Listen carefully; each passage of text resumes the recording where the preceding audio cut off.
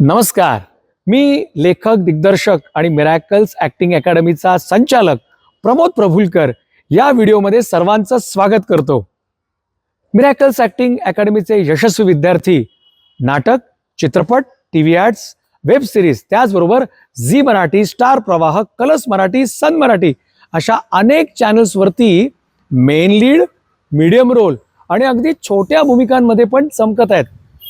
जसे की मेन लीडमध्ये ऋता दुर्गुळे, किरण गायकवाड, शिवानी बावकर, गिरिजा प्रभू, स्वर्धा ठिगळे, निखिल चव्हाण, निष्ठा वैद्य, दीपकार पारकर, आराध्य लवाटे, प्रियांका देशमुख, रौनक शिंदे, पूर्णिमा डे, विपुल साळुंके, शाश्वती पिंपळीकर, अनया पिंगळे, सुखदा बोरकर, तनिष्का विशे, मंगेश दळवी यासारखे अनेक विद्यार्थी गेल्या 23 वर्षांमध्ये नाट्य चित्रपटसृष्टीत आपलं नाव दिमाखाने चमकवत मिरॅकल्स अकॅडमीचा झेंडा उंचावत आहे. होय, तुम्हालाही शक्य आहे. आमच्याकडे शिक्षणाची, वयाची, दिसण्याची, अनुभवाची अट नाही. डोंट वरी. 8 वर्षाच्या मुलामुलीपासून ते अगदी 80-85 वर्षांच्या आजी आजोबांपर्यंत विद्यार्थी आमच्याकडे शिकायला येतात. मी स्वतः आमचा अभ्यासक्रम इतका छान बनवला आहे की आमच्याकडे आलेल्या विद्यार्थ्याला आम्ही ॲक्टर म्हणून घडवतोच. आणि नाट्य चित्रपटसृष्टीचा इतक्या वर्षांचा संपर्क असल्यामुळे आम्ही त्यांना ऑडिशन्सला पाठवतो. आणि जे विद्यार्थी कष्ट करतात, मेहनत करतात, त्यांना नक्कीच मेन लीड किंवा मीडियम रोल किंवा अगदी छोटा रोलही मिळतोच. प्रख्यात निर्माते, दिग्दर्शक आणि अभिनेते सचिन पिळगावकर यांच्या नवरा माझा नवसाचा 1 आणि 2 या चित्रपटांमध्ये आमच्या असंख्य विद्यार्थ्यांनी काम केलेलं आहे. मी लिहून दिग्दर्शित केलेल्या गोडगुपित, नामदार मुख्यमंत्री गणप्या गावडे, फिनिक्स, सुंदर माझं घर आणि यूथ ट्यूब या चित्रपटांमध्ये मेन कलाकारांबरोबरच मिरॅकल्स ॲक्टिंग अकॅडमीच्या विद्यार्थ्यांनी अत्यंत आत्मविश्वासाने काम केलेलं आहे. यूट्यूब या चित्रपटामध्ये मिरॅकल्स अकॅडमीचे 300 विद्यार्थी चमकले होते. त्यात मुख्य भूमिकेमध्ये शिवानी बावकर ही आमची विद्यार्थिनी होती. मिरॅकल्स ॲक्टिंग अकॅडमीचे 6 महिने आणि 9 महिने म्हणजे 24 रविवार आणि 36 रविवार यांचे ॲक्टिंगचे कोर्सेस असतात. महाराष्ट्रामध्ये आमच्या दादर, ठाणे, पनवेल, बोरिवली, विरार, कोथरूड, चिंचवड, कोल्हापूर, नाशिक, सोलापूर इत्यादी ठिकाणी शाखा आहेत. माझ्यासह आमचे सर्व शिक्षक तुम्हाला अत्यंत प्रेमाने हसत खेळत शिकवतात आणि ॲक्टर म्हणून घडवतात आणि नाट्य, चित्रपट, वेब सिरीज, टीव्ही ॲड्स यामध्ये कलाकार म्हणून चमकण्याची संधी प्रदान करतात. मिरॅकल्स ॲक्टिंग अकॅडमीमध्ये ॲक्टर, ॲक्ट्रेसेस, लेखक, दिग्दर्शक, निर्माते येऊन आमच्या विद्यार्थ्यांना मार्गदर्शन करतात. आज कोण मार्गदर्शन करते पाहूया का? चला तर.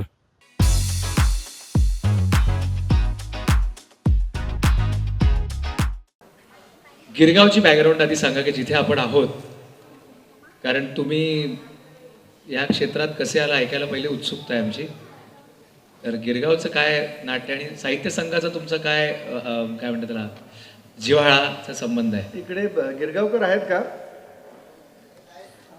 हां, म्हणजे साहित्य संघ हेच माझं जवळजवळ दुसरं घर होतं, कारण बाबांचे खूप प्रयोग इकडे व्हायचे. तो आय वॉज व्हेरी हॅपी. म्हणजे मी ॲक्च्युली आता मनोरवरून आलो, पण याला कमिटमेंट दिली होती की यायचं आहे म्हणून. And I was feeling good म्हणजे साहित्य संघात यायला. म्हणजे बाबांचे 100 जर प्रयोग झाले असतील ना साहित्याला, तर 60 प्रयोग मी समोर बसून पाहिलेले आहेत. एवढं मला आवडायचं. म्हणून मी आल्यावर एक पहिले राऊंड मारली की अरे कसं दिसतंय. आणि चिकित्सकमध्ये शिकलो मी, म्हणजे 12वीपर्यंत मी चिकित्सकला होतो. सो आणि I still feel proud that I am Girgaonkar. अरे जोरदार टाळ्या.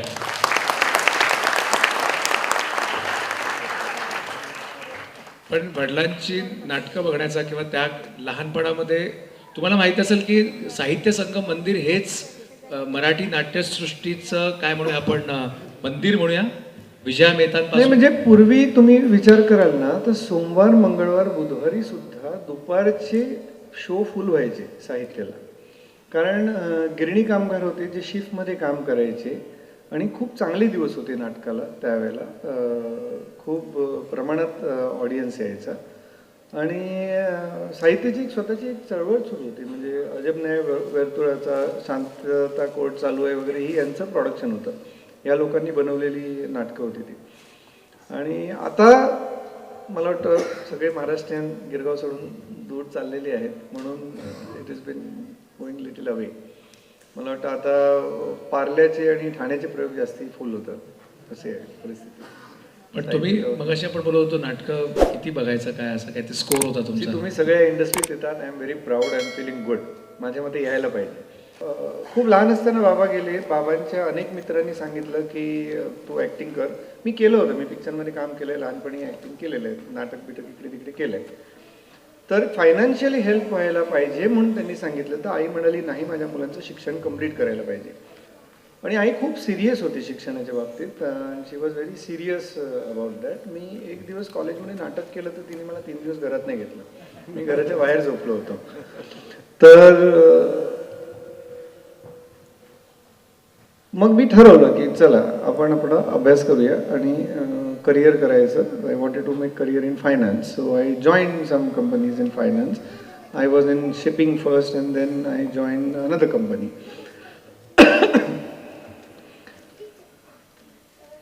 तिकडे नोकरी करत असताना एका ठिकाणी मी इंटरव्ह्यूला गेल्यावर लक्षात आलं की ती कंपनी पण टेलिव्हिजन संदर्भात काहीतरी बिझनेस करते. So I was very happy that I join that company. I join that as a vice president finance. That company belong to somebody who knew my father. तर ते म्हणाले, अरे शशांक, तू मला अर्धा तासाचा इंटरव्ह्यू झाला, सांगितलं नाही की तू. अरे इंटरव्ह्यू इंग्लिशमध्ये चाललेला. समोरचा माणूस MBA फायनान्स होता, अहमदाबाद, TECS, अच्युत वझे नाव त्यांचं. खूप brilliant is my boss and he was my boss that time. Extremely brilliant writer. तर म्हणे तू अर्ध्या तासात सांगितलं नाही कधी. म्हटलं मला कल्पनाच नाही की माझ्या बाबांना ओळखत असाल म्हणून. ते म्हणाले तू नुसतं नाव सांगितलं असतं तर मी तुला घेतलं असतं. म्हणजे अर्ध्या तासाचा इंटरव्ह्यू व्हायची गरज नव्हती. आणि तिकडे झाल्यावर देन आय टोल्ड हिम की ओके नाव फायनान्सचं एव्हरीथिंग इज अंडर कंट्रोल. आता मी काय करू. तर ते म्हणाले तू हे कर ते कर. तिथे करून मी प्रोडक्शनमध्ये गेलो. I was in that company for 6-7 years where I did Abhalmaya. म्हणजे Abhalmaya was a serial where I got involved in production first. ती सोडल्यानंतर मी टेलिफोटो जॉईन केली. ती पण टेलिव्हिजन आणि फिल्मच्या रिलेटेड कंपनी होती. त्याच्यानंतर माझे काही मित्र होते इकडे चॅनलमध्ये जे ओव्हर द पिरियड झाले. अजय बालवणकर म्हणा, नितीन वैद्य, अभय परांजपे यांनी मला सांगितलं, शशांक तू निर्माता बन. आणि आपण महाराष्ट्रीयन असल्या कारणाने बिझनेस सुरू करायचा म्हणजे सगळे नातेवाईक ठामपणे बाजी प्रभूसारखी खिंड लढवत असतात की अजिबात करू नको. पैसे नाही आहेत, खूप फायनान्स लागतो त्याला, अनेक ठिकाणून पैसे गोळा करायला लागतात. पण अर्थात फायनान्सचं ट्रेनिंग होतं त्यामुळे तो काही कठीण मुद्दा नव्हता. And then I decided I do Vadalvaat. And then Vadalvaat was superlative success from beginning itself. म्हणजे आजही लोक मला वादळवाटबद्दल जास्ती कौतुकाने आदराने बोलतात बाकीच्या सिरियलपेक्षा. आणि मग देन इट हॅपन्ड. मग अनेक सिरियल झाल्या त्याच्यानंतर आतापर्यंत. पण मी सांगतो मला why I feel good about my industry. I tell you that. मी एक सुपरमॉम नावाचा गेम शो केला होता. तुमच्यापैकी अनेक जण वेगवेगळ्या इंडस्ट्रीत असतील काम करायला. मी हे म्हणत नाही की बाकीच्या इंडस्ट्रीज चांगल्या नाही आहेत. आमचं शूटिंग रात्री 10ला संपायचं, सकाळी 7 वाजताचा कॉल टाईम असायचा. माझ्या स्पॉट बॉयला 7 वाजताच्या कॉल टाईमसाठी 5:30ला उठायला लागतं. आणि तो 5:30 वाजल्यापासून 10 वाजेपर्यंत काम करतो. He gets paid proportionately. त्याला जास्ती पैसे मिळतात त्याच्याबद्दलचे. पण ते 10चं शूट असेल तर ते 10:15 झालं, 10:30 झालं म्हणून माझा स्पॉट बॉय डायरेक्टरला सांगत नाही टाईम हो गया मैं घर जा रहा हूं. हे मी बँकेत 1.5 वर्ष नोकरी केलेली. आम्ही घड्याळाच्या काट्याकडे 5 वाजल्यापासून बघायला लागतो जेव्हा 5:30ला आम्हाला घरी जायचं असतं. हे माझ्या इंडस्ट्रीमध्ये जे मिळतं ना, किंवा आपल्या इंडस्ट्रीमध्ये, आता तुम्ही सगळे याचे पार्ट आहात, आपण फक्त लोक म्हणतात अरे ही इंडस्ट्री फ्रॉड आहे. तिकडे एक, मला नाव नाही घ्यायचं, पण तिकडे एका गव्हर्नमेंट डिपार्टमेंटचे कोणतरी नातेवाईक आले होते आणि ते सद्गृहस्थ, मला वाटतं एक 55-60 वर्षाचे होते आणि त्यांना माहीत नाही की मी निर्माता आहे म्हणून. ते इकडे बसले, 4-5 जण बसले, चहा वगैरे प्यायले आणि ते सांगत होते ही इंडस्ट्री फ्रॉड आहे, हे लोक असे आहेत, गंडवतात, हे करतात, तसं करतात. मग ते परत आतमध्ये गेले. शूटिंग संपल्यावर परत बाहेर आले.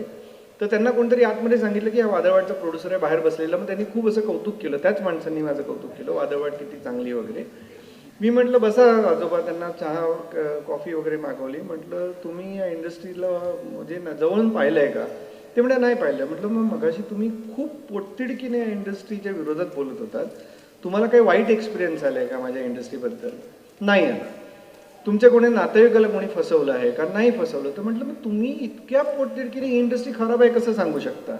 एक एक्सपिरियन्स सांगा. मी हे म्हणत नाही की आमच्या इंडस्ट्रीत वाईट काही घडत नसेल, पण 90% लोक चांगले आहेत. जे 10% आहेत त्यांना तुम्ही जर फुंकरून घालून बाजूला केलं ना तर ते नाही काही करू शकत. म्हटलं त्याच वेळेला स्पॉट बॉयचा इन्सिडेंट. म्हटलं तू रात्री कितीला झोपलास, तर म्हणतो 12 वाजले पॅकअप करून झोपायला. सकाळी कितीला उठला, 4:30ला उठलं. म्हटलं तुमच्याकडचा एक तरी माणूस इतके तास काम केलंय का वर्षातनं एक दिवस तरी सांगा मला. आणि तरी त्याला काय वाटत असतं की माझं हे प्रॉडक्ट चांगलं झालं पाहिजे. माझे स्पॉट बॉयज हा सगळ्यात लोअर डेझिग्नेशनचा माणूस आहे आपल्या इंडस्ट्रीमधला, पण त्याला पण त्याच्या प्रॉडक्टबद्दल अभिमान असतो. म्हणजे आभाळमाळ्याच्या वेळेला घडलेली किस्सा आहे की समोर जो भेळ विकणाऱ्याला ती सिरियल त्याची असं वाटायला लागत होतं.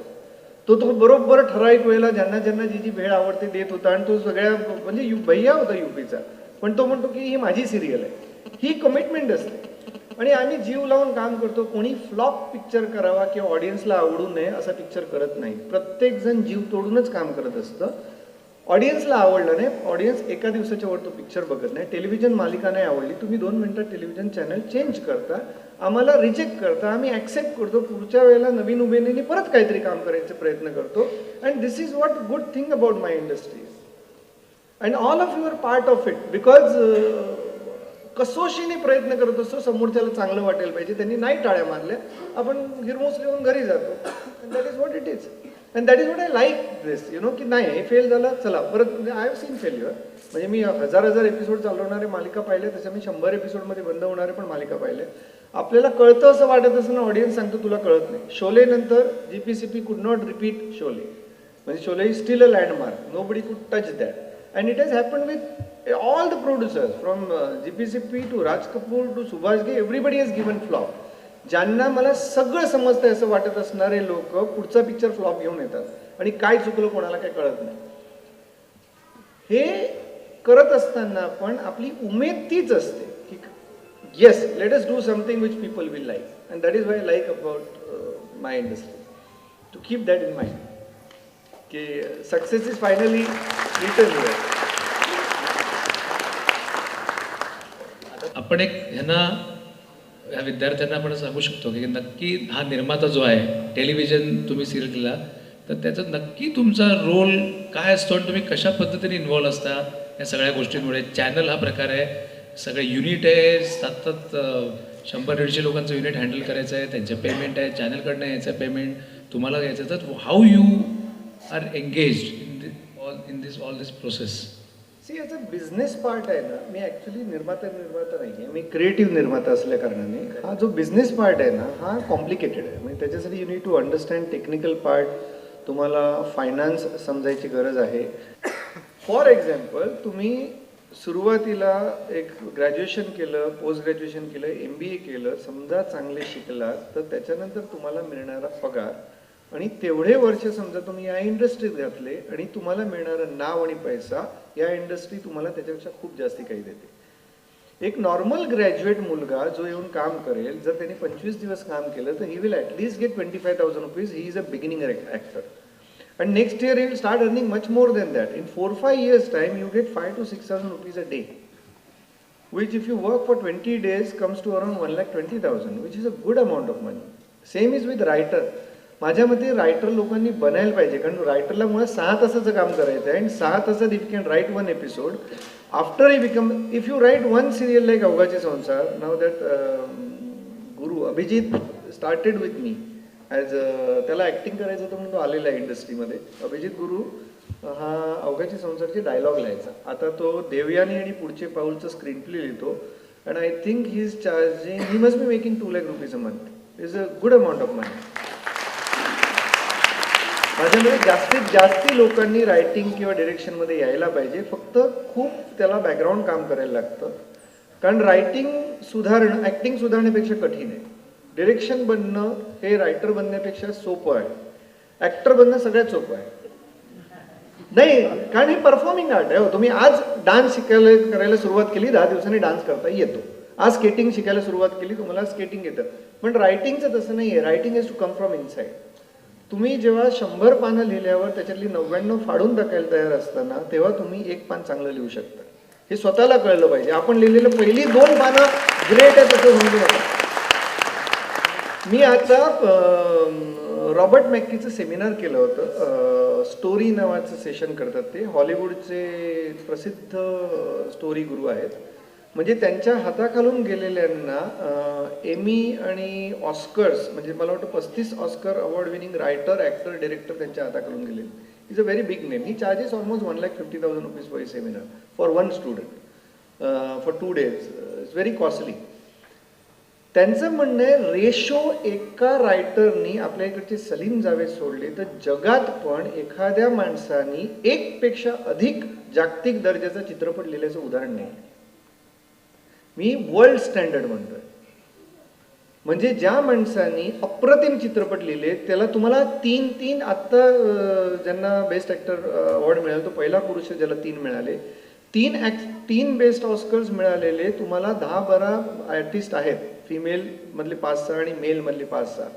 पण 2 पेक्षा जास्ती स्क्रीन प्ले किंवा ओरिजिनल स्टोरीसाठी अवॉर्ड मिळालेला एकही लेखक नाही. Imagine how difficult writing is.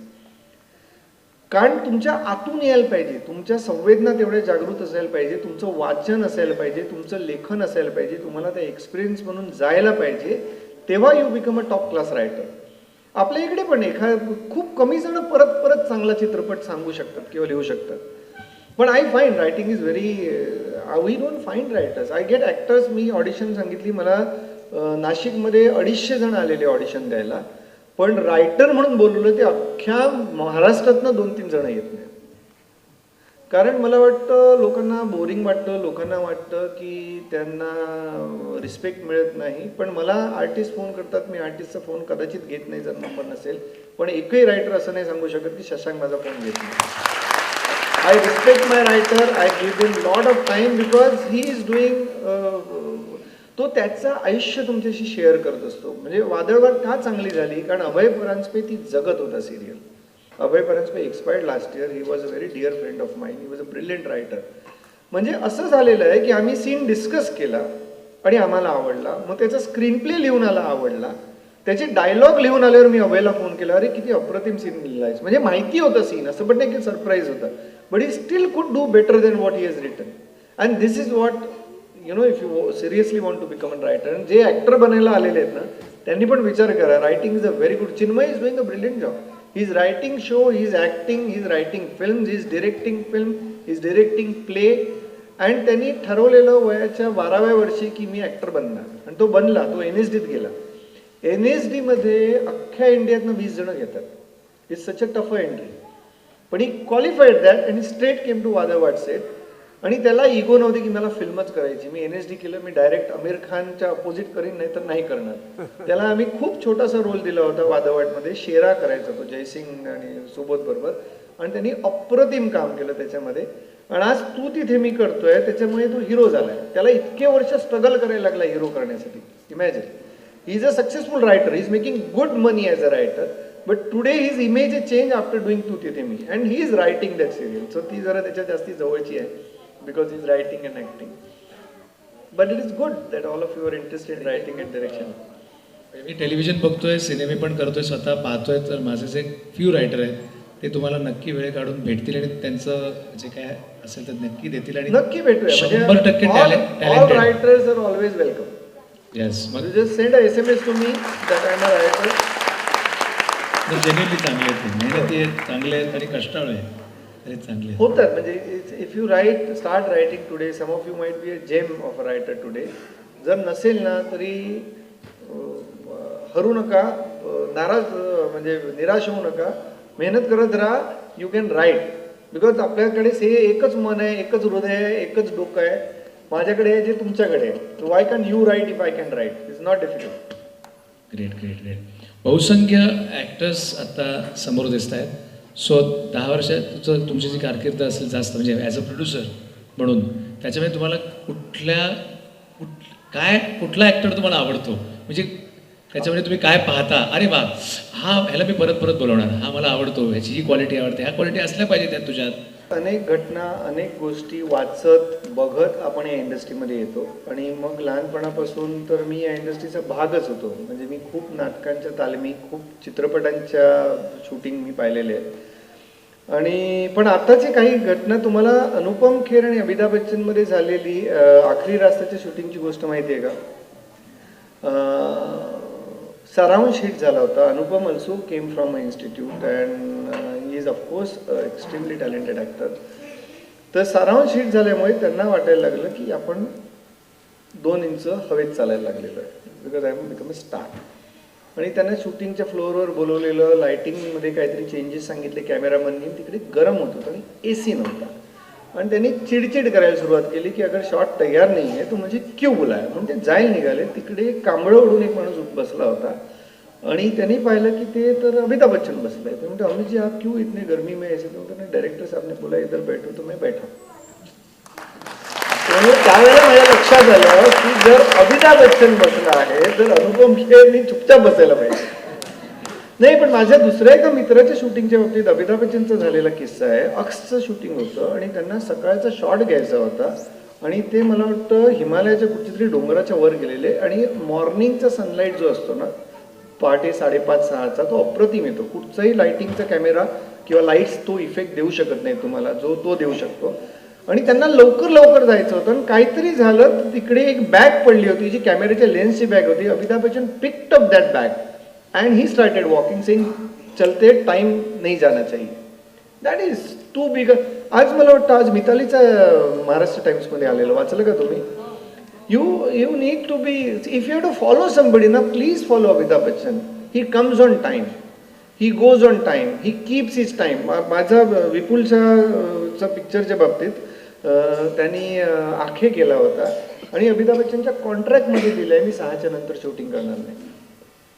आणि त्यावेळेला हे विसरून गेला होता डायरेक्टर प्रेशर खाली आणि त्यांनी 6 वाजता शॉट लावला, 9ला पॅकअप झाला. जाताना अमिताभ बच्चन सांगितलं मी करीन, गरज असेल तर करीन, पण शक्यतोवर मला देऊ नको, कारण मला डॉक्टरनी सांगितले 6च्या नंतर करू नको. आणि त्याच्यानंतर 2 दिवस परत त्यांनी केलं 6च्या नंतर. बट यू अंडरस्टँड दॅट की घड्याळ बघून जाणं असं असेल तुम्ही बँकेत नोकरी करा, प्लीज इकडे येऊ नका, कारण it doesn't work like that. कारण त्या डायरेक्टरला ऐन वेळेला वाटू शकतं की मी हा लाईट बदलला तर मला चांगलं वाटेल, की हा परफॉर्मन्स मला रिटेक करायची गरज आहे, तर it is going to help my product. You don't pressurise him because I am to go and meet my girlfriend और boyfriend, so please let me go. Don't do that. It will spoil the product and then it will not be good for you, it will not be good for him. अजून काही तरुण मुलं तुम्हाला actor आता आठवतात का, किंवा अजून काही तुम्हाला क्वालिटीज यांनी इम्बाईब कराव्या त्यांच्यामध्ये? I like Hrithik Roshan. He is a brilliant actor. माझ्या मते तो चुकीच्या देशात जन्माला आलाय. ही इज अ ग्रेट गॉड. तो इतका चांगला दिसतो की आपण त्याला रिअली म्हणून ॲक्सेप्ट नाही करत, असं झालेलं आहे मला वाटतं. तो is so good, he is so committed, he is so passionate about his, and he is a far decent guy. म्हणजे I don't know whether you know this side of the industry, but is too good. सलमानबद्दलच्या बऱ्याच काय controversies आहेत, त्याच्या डिसिप्लिनच्या बाबतीतलं पण आहे, पण ही is a very good human being. आम्ही मित्र माय फ्रेंड नाही, आम्ही फिर मिलेंगे नावाचा चित्रपट केला. त्यावेळेला शाहरुख खान तो रोल करणार होता आणि रेवती, आम्हाला कमिटमेंट होती त्याची की आम्ही करणार आहे म्हणून. मग कोणतरी सांगितलं अरे त्याच्यात एड्स होऊन त्याला मरायला लागतं, तो मत करो. चावी भरणारे बरेच असतात इंडस्ट्रीमध्ये. मग त्यांनी सांगितलं मला नाही करायचा. असं झालं नाही. टॉम हँक्सनी पहिला पिक्चर केला फिलाडेल्फिया, ज्याच्यावरचा ऑफटेक होता आणि त्याच्यामध्ये टॉम हँक्स मेला होता आणि काही बिघडलं नाही त्याचं आयुष्यामध्ये. आणि त्याच्यानंतर त्यांनी नाही म्हटल्यावर काय करायचं. रेवतीचा मित्र होता सलमान. आम्ही त्याच्या हॉलमध्ये एंटर झाल्यावर तो म्हणाला हा मुझे मालूम है शाहरुख ने ना बोला मैं करने वाला हूं. आणि तो म्हणतो लेकिन if you would have come to me first I would have like that. म्हणजे तो पुष्कळपणा पण करायला सोडला नाही. त्यांनी एक पैसा घेतला नाही त्या चित्रपटासाठी. He didn't take a single rupee for that film. He did it because he is a friend.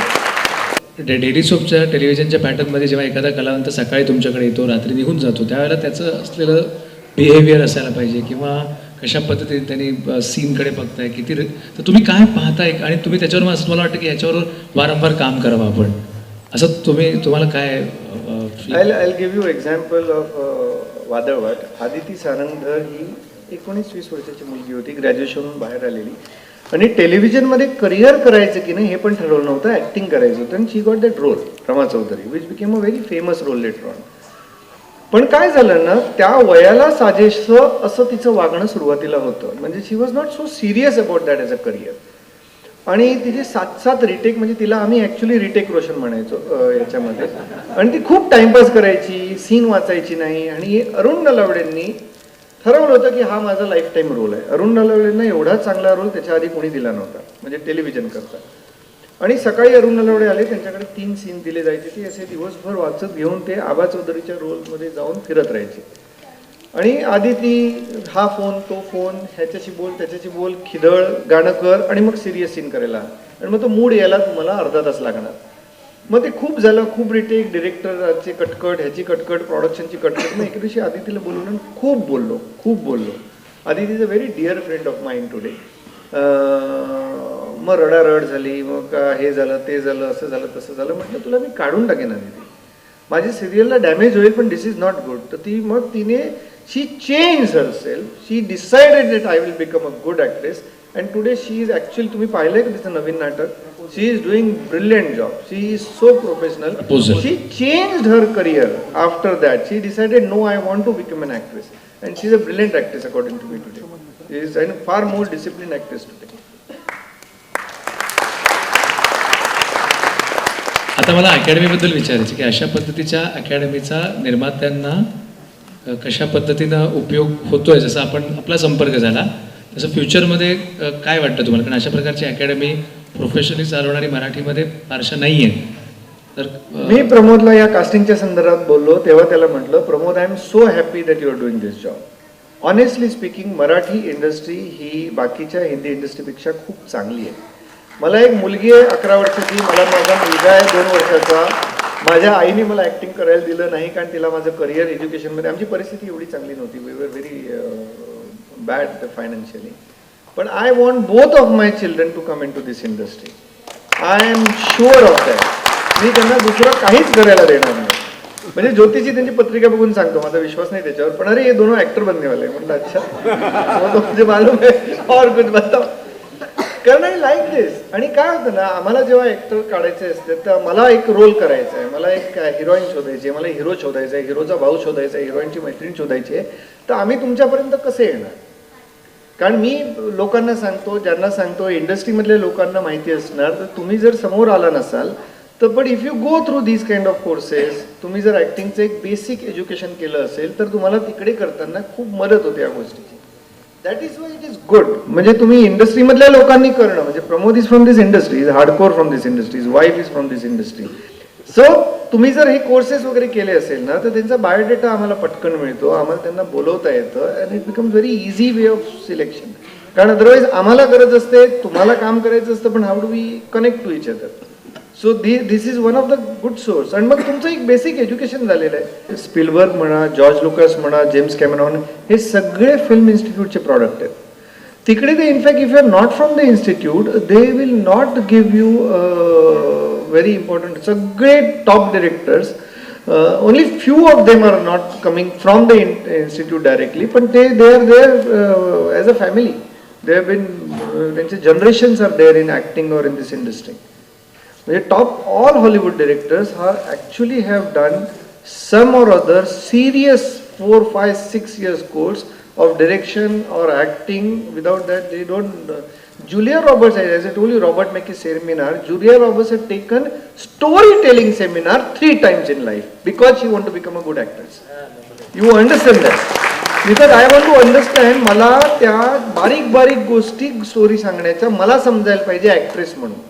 Photo का काढायचे, तुम्हाला कशी गरज लागते? कारण त्यांना ते जरा काय माहितीये का, तुम्ही जर तुमचा मेकअप केलेला फोटो मला पाठवलात ना, तर मला माझ्या कॅरेक्टरच्या प्रोफाईलची तो मॅच होतो की नाही पटकन कळतं. तुम्ही वेगवेगळ्या मूडमध्ये फोटो पाठवले तर इट बिकम्स इझी. अरे दिस इज गोइंग क्लोजर. मग ऑडिशन तुम्हाला द्यायलाच लागते. पण काय होतं ना, तुमची व्हिडिओ ऑडिशन 2 मिनिटाची असेल तर ती 2 मिनिटं अशा 500 जणांच्या बघायला मला वेळ नसतो. त्यामुळे स्कॅनिंग फोटो केले जातात. डिरेक्शन डिपार्टमेंट फोटो शॉर्टलिस्ट करते, मग ती प्रोड्युसर डिरेक्टर पुढे ठेवली जाते. आणि त्यावेळेला ते याला बोलव, याला बोलव, याला बोलव, याला ऑडिशनला बोलव. मग त्या सगळ्यांना ऑडिशनला बोलवलं जातं. आणि मग त्या ऑडिशन घेतल्या जातात. त्याच्यातल्या चांगल्या ऑडिशन म्हणजे काय की याचं भाषा चांगली आहे, हा दिसायला चांगला आहे, पण ह्याला माझ्याकडे चांगल्या दिसणाऱ्या खूप मुली आणि मुलं आहेत, पण माठ ऍक्टर्स आहेत. नाही ऑनेस्टली त्यांना बोलताच येत नाही हो. म्हणजे आणि आपल्या इकडे आता, म्हणजे माझं पण मराठी तितकंसं चांगलं नाही, पण जर ऍक्टर म्हणून जायचं असेल तुमचं, भाषा ही प्रचंड महत्त्वाची आहे. त्या भाषेच्या जोरावर Amitabh Bachchan is become Amitabh Bachchan today. भाषा आणि वाणी ही खूप महत्त्वाची गोष्ट आहे, त्याच्यावर काम करा. आज आमच्या ऑफिसमध्ये त्यांचं सेशन चाललेलं आहे ॲक्टर्स लोकांचं, की आम्ही सीन शूटिंग करणार आहे परवा, पण मी त्यांना म्हटलं तुम्ही ते वाचा आणि ते रेकॉर्ड केले आणि त्यांना ऐकवले. कारण म्हटलं तुम्हाला वाचताना ती श्रुती का वाटली पाहिजे, रेडिओवर ऐकतात तशी, त्याच्यातनं इमोट जर तुम्ही होऊ शकलात ना, तर माझी जेवणं करणारी गृहिणी म्हणेल अरे I want to see this. कारण ती चपात्या करत असताना टेलिव्हिजन लावून ऐकत असते आणि मग ते ऐकणं चांगलं वाटलं तर कदाचित ती चपात्या बंद करून जाऊन बघेल. Otherwise she will switch off और change the channel. It is as tough a job. So focus on that. जरा आमच्या जे 40+ आहेत, 30+ आहेत, 60+, 70+, खूप छान छान वेगवेगळ्या ग्रुपचे लोक छान काम करतात, त्यांच्यासाठी तुम्ही काय सांगू शकाल की कशा पद्धतीचं आहे ती लोक? काय आहे ना, त्या लहान मुलांना तशा घराच्या जबाबदाऱ्या नसतात जनरली. म्हणजे लग्न झालेलं आहे, घर सांभाळायचं आहे आणि ॲक्टिंग करायचं असेल तर त्या जबाबदाऱ्यांचे पहिले कुठेतरी रिस्पॉन्सिबिलिटी दुसऱ्या कोणतरी घ्यायला लागेल. मी माझ्याकरता काय केलं सांगतो. माझे वडील एंटायरली ॲक्टिंग या फील्डवर डिपेंडंट होते. मी शक्य झालं तर माझ्या सिरियलमध्ये बँकेत नोकरी करून पार्ट टाईम ॲक्टिंग करणाऱ्यांना काम देत नाही. कारण त्यांना मी दिलं तर फुल टाईम ॲक्टिंगवर ज्याचं पोट आहे त्यांना कोणी काम द्यायचं. म्हणजे कधी कधी होतं असं की हा बँकेत करतो तर मी त्यांना काम देतो, पण मी शक्यतो टाळतो. म्हणजे मला हे कळलं नंतर की मी नव्हतो आणि कास्टिंगमध्ये त्यांनी ह्या माणसाला नोकरी केली आणि मग तो BST मध्ये काम करतो. म्हटलं अरे यार कशाला असं करता, आपल्या इंडस्ट्रीतले लोक बेकार पडलेले आहेत आणि तुम्ही बँकेत नोकरी करून पार्ट टाइम तुम्ही करा ते छंद म्हणून, पण तुम्ही प्रोफेशनल काहीतरी घेऊ नका. कारण दुसरे कोणाचा तरी हक्क मारताय तुम्ही, विच आय डोंट लाईक. तर आणि ॲज अ छंद म्हणून पण हे फील्ड घेणं आहे ना, ही खूप चांगली गोष्ट आहे.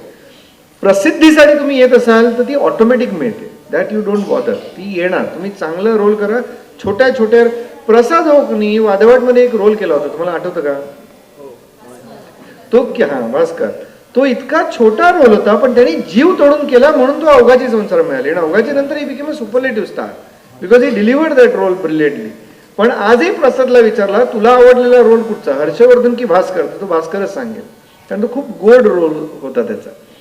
तर त्यामुळे छोटा रोल का मिळाला, तुम्ही जर ते जीव तोडून केलं, जे आज मितालीने केलं, सच अ स्मॉल रोल, त्यांना वाटलं ज्युनियर बाई असेल, पण her performance spoke for herself, की लोकांना अमिताभ बच्चनला टाळ्या वाजवायचे वाटले. So that is what is important. सो ते करा. म्हणजे आपलं एज काय आहे आणि आपल्याला काय मिळतं हे महत्वाचं नाही, जे मिळालं ते जीव तोडून करायचं. आजूबाजूला बघणारे लोक असतात. कारण जसं मला हिरो लागतो, जसं हिरोईन लागते, तसे मला मॉप पण लागते. माझा एक मित्र आहे, डॉक्टर आहे, म्हणजे त्यांनी अनेक वेळा ऍक्टिंग केली. तो ऍक्च्युली कार्डिओलॉजिस्ट आहे. त्याला मी एकदा डॉक्टर चालवून दिलं, त्याला ऍक्टिंग येत नाही, पण त्याला ऍक्टिंग करायचा शौक आहे. तो त्याची मर्सिडीज घेऊन आला ऍक्टिंग करायला. तो म्हणतो अरे शशांक तुला भेटायला कोणतरी आला. म्हटलं अरे नाही, तो तुमचा डॉक्टर आहे भेटायला. म्हणजे ज्युनियर आर्टिस्टला पैसे देण्याचा त्याचा काही संबंधच नव्हता. तर म्हणतो अरे यार ऍक्टिंग तो नाही करतो, उसकी मर्सिडीज का शूटिंग करतो नाही. आणि तो अजूनही मला सांगतो की मला काम दे, मला काम दे. त्याला खूप शौक आहे. ही is making lot of money, he is a rich man, but still त्याला शौक आहे. तर त्याला तो करू शकतो, तुम्ही पण करू शकता, काय हरकत नाही त्याच्यामध्ये. Is nothing wrong. डिरेक्टर बद्दल आपलं बोलायचं एक राहिलं की डिरेक्टरच्या रिक्वायरमेंट पेशन्स काय, कारण त्याला रोज डिलिव्हर करायचं आहे. त्यांना रायटर तरी घरी बसून देत आहेत, ऍक्टर ठराविक वेळ देत आहेत. सो त्यांचं जगणं मिळेल त्या ठिकाणी असिस्टंट डिरेक्टर म्हणून काम सुरू करा. पहिली गोष्ट, कोणाही बरोबर काम सुरू करा. आर्मीमध्ये ना आपण सुरुवातीला रिक्रूट घेतो, रंगरूट म्हणतात त्याला. इकडून तिकडून पोरं घेतात. त्या मुलांमध्ये आर्मीचा जवान जो वॉर लढेल ही कॅपॅसिटी नसते. तो ट्रेन होतो त्या रेजिमेंटेशन मध्ये. तुम्हाला हे माहिती आहे का की आर्मीमध्ये परेड केली जाते. आर्मी, नेव्ही, एअरफोर्स मध्ये कोणी आहे का आर्मीतलं इकडे? Yes sir, he is there. He is editing student in Pune. ती परेड का केली जाते? What is the logic behind the parade? Why do all armies in the world? I don't know. No, it is not for a discipline. It is not for a discipline. This is to instill the character of army into that candidate so that he follows the order given to him. He is not allowed to think.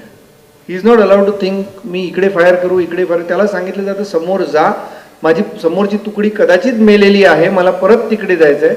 म्हणजे world war 2 वर एक series चालली होती British जनरल्सची, की कारण माझ्याकडे पंजाबचा माणूस येतो, माझ्याकडे जालंधरचा येतो, माझ्याकडे पुण्याचा येतो, माझ्याकडे कलकत्त्याचा येतो, आणि they are all standing there and they have to function as one unit. Police लोक परेड करत नाहीत, म्हणून you know how they function. And army guys do that. It is a regimentation. To fall discipline is one part of it, but to have that character that मी personal नहीं, मैं आगे नहीं जा सकता, मेरे पास गोली नहीं है, मेरे को खाना नहीं है, उधर दो आदमी मर गए यार, मैं कैसे जाऊँ. तू सांगितलं you have to attack, you have to attack, you no option. That kind of regimentation will happen if you become assistant director. कारण है ना, डायरेक्टर राइटर लोग म्हणतील नहीं देता हूँ लिख के, आज तुमको जाओ, तुमको कोई ऑप्शन नहीं है, तुमको लिखना पड़ता है. आणि रायटरनी जर माच केला नसेल तर दुसरी त्यांनी रायटर बनू नये. म्हणजे ज्यांना कंटाळा येतो त्यांनी रायटर बनावं. आणि खूप सगळे लेखक, अभय परंपरेला विचारा, तो मला सांगायचं शशांक मला जेवायला घालू नको, उपाशी ठेवलंस तर मी सीन चांगले लिहू शकतो. त्यामुळे मग जेवण ढकलायचं, 2ला नको, 3ला नको, 3:30ला नको, 4ला करूया, असं चालायचं. पण डिरेक्टर लोकांना प्रोड्युसरचं ह्युमिलेशन, आर्टिस्टचे टँट्रम, रायटरचे टँट्रम हे सगळं सहन करायला लागतं. आणि he is solely responsible for a successful product. Please understand. As a director म्हणून तुम्हाला ऍक्टिंग करायला लागतं, तुम्हाला स्क्रिप्ट समजायला लागतं, तुम्हाला प्रोडक्शन समजायला लागतं. खूप कॉम्प्लिकेटेड जॉब आहे. आणि हा तुम्हाला त्या रेजिमेंटेशन म्हणून तुम्ही जोपर्यंत जात नाही ना, तोपर्यंत तुम्हाला मिळणार नाही. तुमचं नशीब चांगलं असेल, तुम्हाला चांगला डिरेक्टर मिळेल जो हात धरून शिकवेल, नाहीतर या इंडस्ट्रीमध्ये हात धरून शिकवायला कोणाला वेळ नाही. पडेल ते काम करायचं. That is how you learn. And everybody has learn like that. All big directors have learn like that.